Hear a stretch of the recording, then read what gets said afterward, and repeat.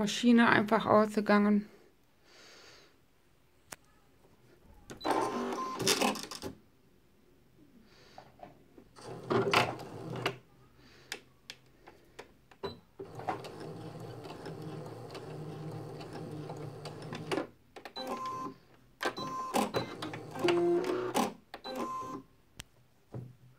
Neu angesetzt.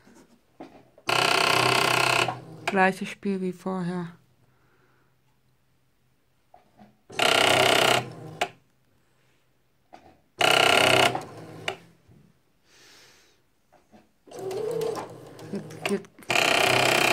Teilweise funktioniert es gut, dann funktioniert es wieder nicht.